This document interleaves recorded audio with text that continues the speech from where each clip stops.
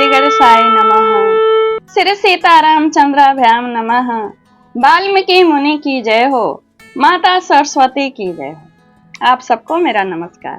मैं आपको निरंतर श्रीमद् वाल्मीकि रामायण सुना रही हूँ। आज मैं अयोध्या कांड से पंचविंशः सर्ग सुनाऊंगी। इस सर्ग में माता कौशल्या के राम और माता कौशल्या के राम के प्रति जो चरित्र है उसका बहुत ही मनोरम और मार्मिक ढंग से वर्णन है।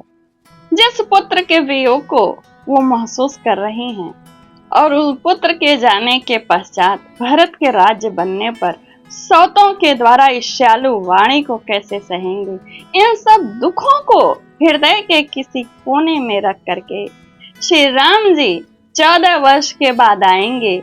उस 14 वर्ष के बाद वाले सुखद कल्पना को महसूस करते हुए और श्री राम को वन जाने में स्वस्ति वचन करा रही हैं और स्वयं एक भी देवता नहीं छोड़ी हैं श्री राम की रक्षा के लिए। एक एक देवता को मनाती हैं। सुनने योग्य है कि कैसे माता कौशल्या का चरित्र यहाँ पर अपने पुत्र रघुनाथ त्रिभुवन के स्वामी श्री राम की सुरक्षा के लिए एक एक देवता को हाथ जोड़ करके विनती करती। कोई भी स्थान नहीं बचता है जहां उन्होंने ना विनती की हो कि ये देवता यहाँ पर मेरे पुत्र रघुनंदन राघव की ना रक्षा करें। सबको विनती कर डाली हैं और तत्पश्चात विनती करके उनकी पूजा जो भी है चंदन तिलक लगाई हैं श्री राम जी को। आइए पहले सुनिए उन्होंने कैसे कैसे अपने हृदय की वेदना को दबाई और किस प्रकार अपने मन को सुख महसूस कराया और किस प्रकार अपने पुत्र के सुख के निमित्त रक्षा सूत्र पढ़ा, रक्षा स्तोत्र पढ़ा और ब्राह्मणों से स्वस्ति वचन कराया। आइए सुनिए। और उसके बाद श्री राम कहाँ जाएंगे ये भी आखिरी में पता चलेगा। माता कौशल्या के बाद वो किसके पास जाएंगे उसे भी सुनिएगा। पंचविंशः सर्ग में कौशल्या के श्री राम के वन यात्रा के लिए मंगल कामना की पूर्ति के लिए स्वस्ति वचन कराना और श्री राम का उन्हें प्रणाम करके सीता के भवन जाना और अपने क्लेश को शोक को मन से निकाल करके श्री राम की मनस्वनी माता कौशल्या के पवित्र जल से आचमन किया। कौशल्या ने पवित्र जल से आचमन किया। फिर यात्रा कालिक मंगल कृत्यों का अनुष्ठान करने के किया और उसके बाद वे आशीर्वाद देती हुई बोली, रघुकुल भूषण अब मैं तुम्हें रोक नहीं सकती, इस समय जाओ, सत्पुरुषों के मार्ग पर स्थिर रहो, शीघ्र ही वन से लौट आओ। रघुकुल सिंह तुम नियम पूर्वक प्रसन्नता के साथ जिस धर्म का पालन करते हो वही सब ओर से तुम्हारी रक्षा करें। अब सुनिए कैसे रक्षा करती हैं। बेटा देवस्थानों और मंदिरों में जाकर तुम जिनको प्रणाम करते हो वे सब देवता महर्षियों के साथ वन में तुम्हारी रक्षा करें। तुम सद्गुणों से प्रकाशित हो, बुद्धिमान विश्वामित्र ने तुम्हें जो जो अस्त्र शस्त्र दिए हैं वे सब सदा तुम्हें चारों ओर से रक्षा करें। और महाबाहु तुमने जो अपने माता पिता की रक्षा की है उससे तुम चिरंजीव और सुरक्षित रहो। नरश्रेष्ठ समिधा कुशा पवित्र वेदियां मंदिर ब्राह्मणों के देव संबंधी पूजन स्थान पर्वत वृक्ष छुप छोटी शाखा वाले वृक्ष जलाशय पक्षी सर्प और सिंह वन में तुम्हारी रक्षा करें। साध्य विषदेव तथा महर्षियों सहित मरुदगण तुम्हारा कल्याण करें। धाता और नरश्रेष्ठ धाता और विधाता तुम्हारे लिए मंगलकारी हो। पुषा भग और अर्यमा तुम्हारा कल्याण करें।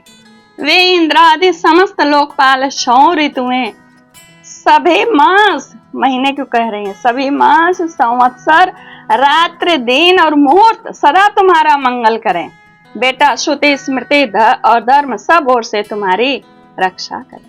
भगवान स्कंद देव सोम बृहस्पति सप्तर्षिगण और नारद ये सभी सब ओर से तुम्हारी रक्षा करें।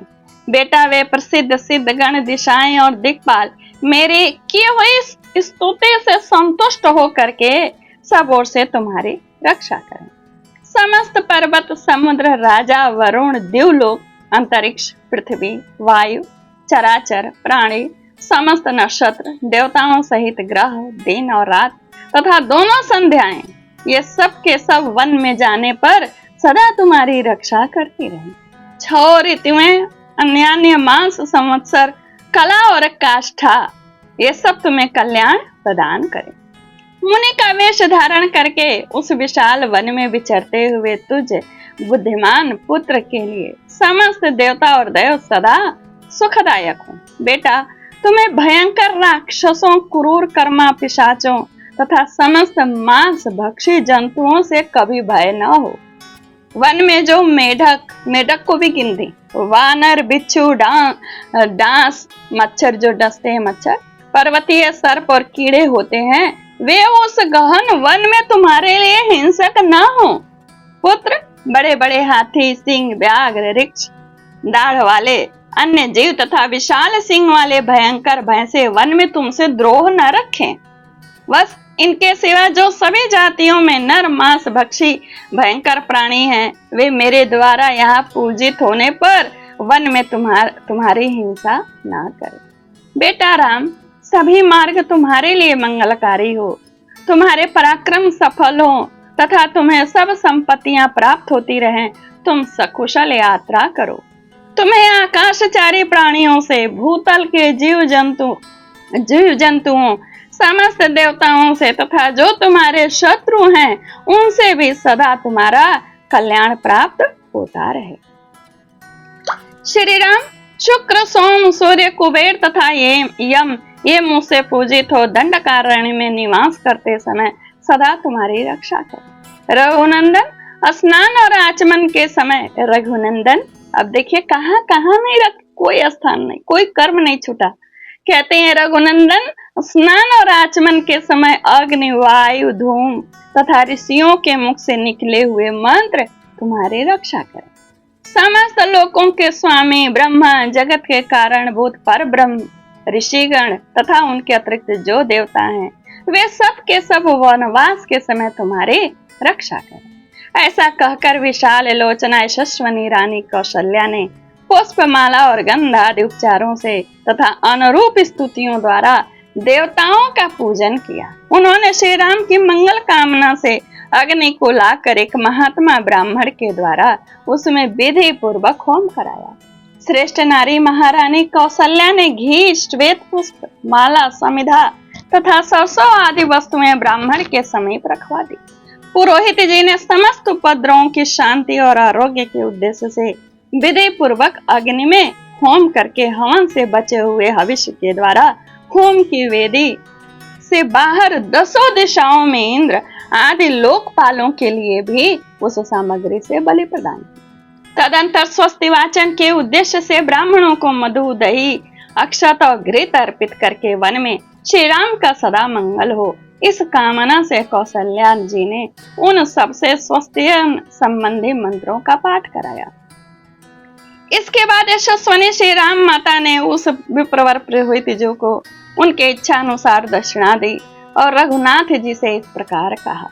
वृतासुर का नाश करने के निमित्त सर्वदेव वंदित सहस्त्र नेत्रधारी इंद्र को जो मंगल में आशीर्वाद प्राप्त हुआ था, वही मंगल तुम्हारे लिए भी हो।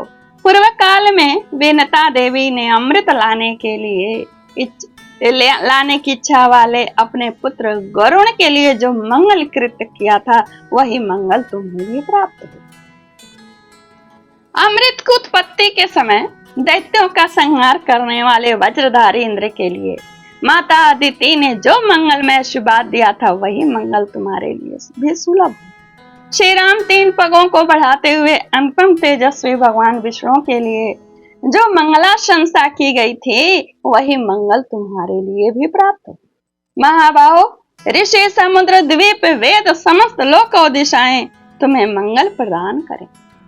तुम्हारा सदा शुभ मंगल हो। इस प्रकार आशीर्वाद देकर विशाल लोचना भामिनी कौशल्या ने पुत्र के मस्तक पर अक्षत रखकर चंदन और रोली लगाई तथा सब मनोरथों को सिद्ध करने वाली विशल्यकरणी नामक शुभ औषधि लेकर रक्षा के उद्देश्य से मंत्र पढ़ते हुए श्री राम के हाथ में बांध दिया।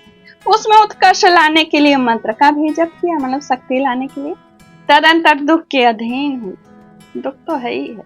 कौशल्या ने ऊपर से प्रसन्न सी होकर मंत्रों का स्पष्ट उच्चारण भी किया। उस समय वे वाणी मात्र से ही मंत्रोच्चारण कर सकी, हृदय से नहीं, क्योंकि हृदय श्री राम के वियोग की संभावना से व्यथित था।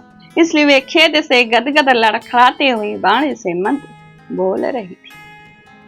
इसके बाद उनके मस्तक को कुछ झुका कर यशस्वनी माता ने सुना और बेटे को हृदय से लगाकर कहा, वत्स राम, तुम सफल मनोरथ होकर सुखपूर्वक वन को जाओ।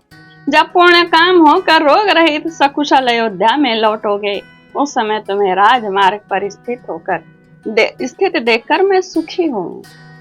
उस समय मेरे दुखपूर्ण संकल्प मिट जाएंगे, मेरे मुख पर हर्ष जनित उल्लास छा जाएगा।